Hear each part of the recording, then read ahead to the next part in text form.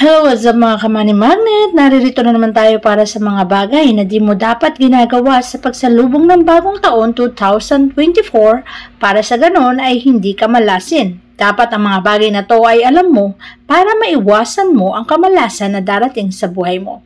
At para sa ganon, ang pasok ng taong 2024 ay maging maganda at magbigay sa iyo ng isang masaganang buhay. Kaya't iwasan mo ang mga bagay na maaaring magdala ng kamalasan. Ang una sa listahan ay ang paghahanda ng manok sa pagsalubong ng bagong taon. Sinasabing ang paghahanda ng manok ay hindi dapat ginagawa pagsalubong ng bagong taon dahil ito'y maaaring makapagdulot ng kamalasan. Maaari kang malasin, masaid at maubusan. Ang manok kasi ay magsasabi na kapag ito ay inihain mo sa pagsalubong ng bagong taon, ikaw ay maghihirap ng buong taon. Maaari ka namang maghanda ng mga pagkain na may sinamahan ng manok pero huwag kang mismo maghahanda ng isang buong manok. Sinasabing ito'y malas, kaya mas mainam na iiwasan mo na ito sa pagsalubong ng bagong taon. Ang mainam na hinahanda sa pagsalubong ng bagong taon ay ang lechon kung meron o kaya mahabang pagkain at matatamis para sa matamis na pagsasama. Pagdating naman sa iyong tahanan, huwag mong hahayaan na ang bahay mo ay walang tao, madilim at walang mga bagay na nagbibigay ng liwanag o mga buhay na elemento. Bakit hindi mo dapat iniiwanan ang bahay mo na madilim lalo na't pagsalubong ng bagong taon? Kung ang bahay na yan ay malungkot at madilim sa pagsalubong ng bagong taon, iyan ang sasapitin ng tahanan at mga taong nakatira dyan ng buong taon. Maaring kalungkutan, kadiliman at paghihikahos o paghihirap. Kaya naman kung aalis ka, huwag mong itaon sa pagsalubong ng bagong taon. O di naman kaya, pwede kang umalis ng umaga pero bumalik ka sa bahay mo pagsalubong ng bagong taon para hindi ka malasin sa buhay mo.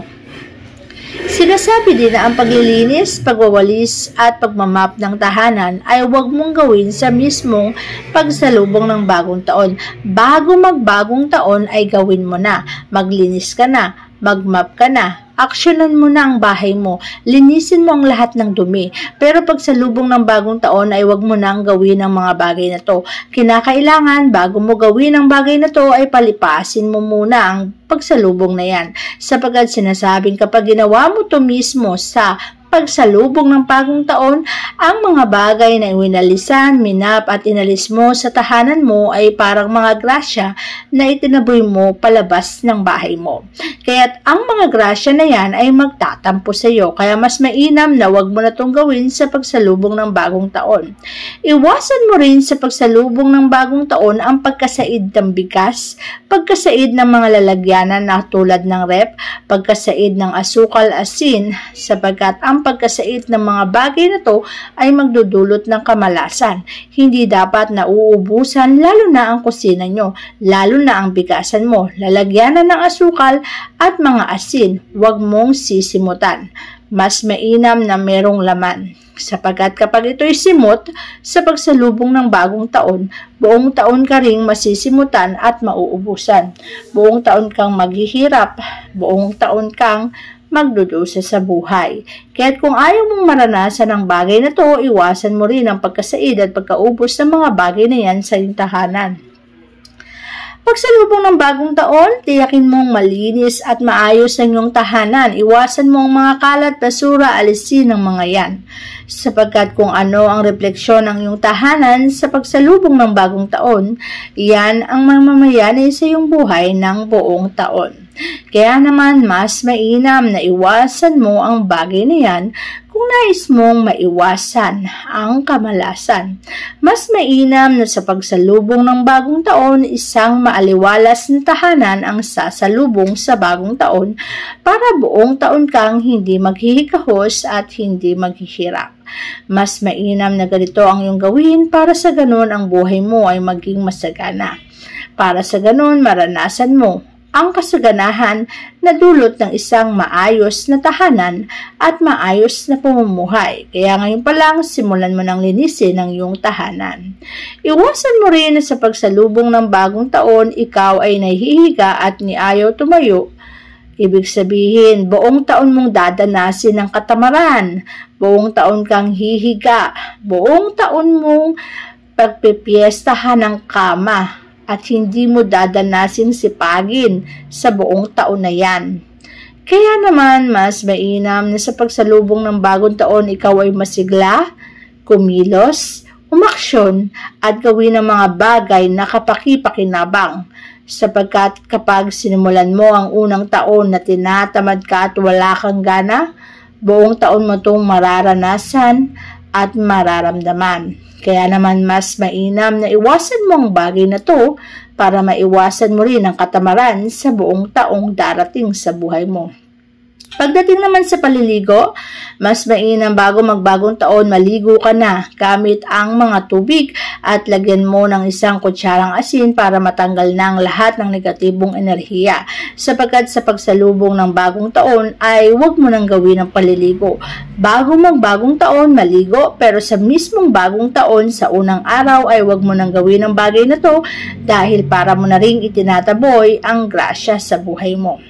Sapagkat inaalis mo ang mga blessing na pumasok sa iyo. Mas mainam na gawin bago magbagong taon para ikaw ay haharap sa bagong simula ng malinis at maayos.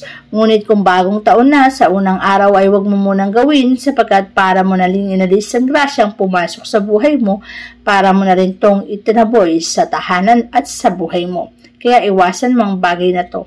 Isa pang bagay na dapat mong iniiwasan sa pagsalubong ng bagong taon ay ang pag-aaway-away. Ang pag-aaway-away ng pamilya sa pagsalubong ng bagong taon ay buong taon nang mararanasan kung sa unang araw pa lamang ay ito na ang naging eksena sa iyong tahanan. Kaya naman kung pwede naman na maiwasan, ay mas mainam na iwasan na lamang ang pag-aaway, pagtatalo-talo at pagwatak-watak ng pamilya. Kasi kung sinimulan mo ang bagong taon na ganito ang sistema ng buhay mo, buong taon mo na itong dadanasin, kalungkutan, paghihinagpis at pangungulila. Isa pang bagay na dapat mong iwasan ay ang pagpapahiram o pagbabayad ng utang. Kung meron mang mga taong manghihiram sa iyo ng pera, mas mabuting iwasan mo muna silang pahiramin dahil buong taon ka na nilang hihiraman. Kung ikaw naman ay may pagkakautang, iwasan mo na magbayad ng pagkakautang sa mismong bagong taon dahil buong taon mo na itong gagawin ang pagbabayad ng utang. Kaya naman mas mainam na iwasan mo ang bagay na to para maiwasan mo rin ang kamalasan sa buhay mo. Kapag ang bagay na to ay iniwasan mo, siguradong maiiwasan mo rin ang kamalasan. Kaya simulan mo na ngayon pa lang para ang kamalasan ay maitaboy at ang pumunta sa buhay mo ay kaswertihan lamang. Yan lamang po. Thank you very much mga ka-Money Magnet.